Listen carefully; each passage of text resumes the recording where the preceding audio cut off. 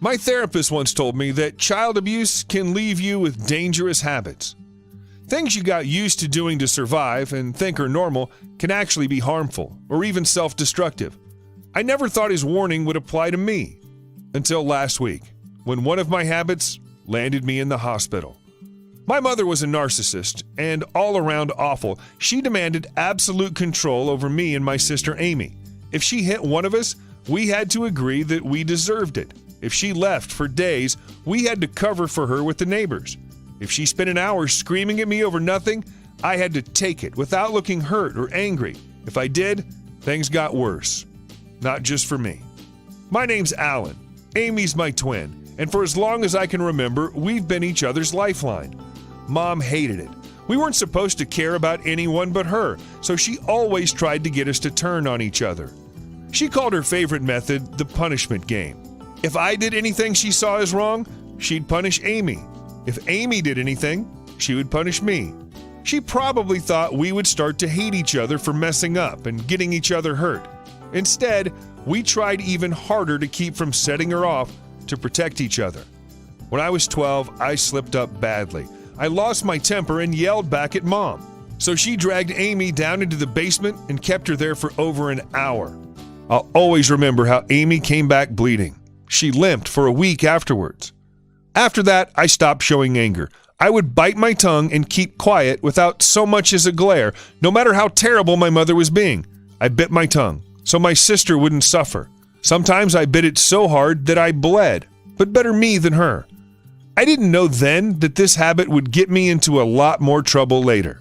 The day after our 18th birthday, we packed up while Mom was sleeping and left to stay with friends. When she called me on my cell phone, I told her that she was a monster and that she would never see us again. It felt amazing to hang up on her. She didn't even last 6 months after that. I found out later that she started drinking heavily after we left and road raging. Bad combination. It caught up with her fast. We didn't even go to her funeral. My sister and I shared a tiny studio for 3 years while we got our lives together. Therapy, junior college, jobs, learning to be normal. Every day, life got a little better. I ended up joining the Coast Guard. I met my wife a few months after I started. We moved in together within a year and were married 6 months later. I was really happy for the first time in my life. But even good people aren't perfect. Sometimes she did things that upset me. Sometimes I upset her and she yelled at me. Our girls could be brats. It was just normal family bickering, like we still deal with sometimes. I bit my tongue. Every time. I still wouldn't let myself get openly angry. I started getting stomach aches. My doctor put me on pills. They didn't help. I started having trouble sleeping. More pills. Same thing. Lack of sleep made me irritable. Arguments happened more often. They were still mostly one-sided. Better to have a bleeding tongue than to make my loved ones cry.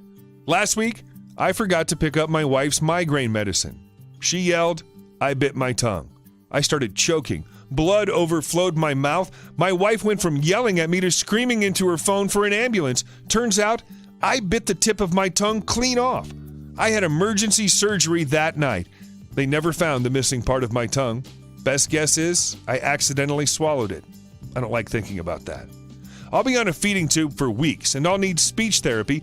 My psychotherapist and I communicate by text for now. I have to check in daily. My wife cried when I explained everything. She begged me to just let my feelings out from then on, even the angry ones. She told me that she'd rather be yelled at sometimes than ever see me suffer like that again. Then she told my sister. Man, was Amy pissed. I didn't get defensive when they got upset. I didn't bite my tongue either. I felt sorry and grateful and a little bit healthier. Yelling at someone you love when they upset you is normal after all. Biting your tongue instead isn't.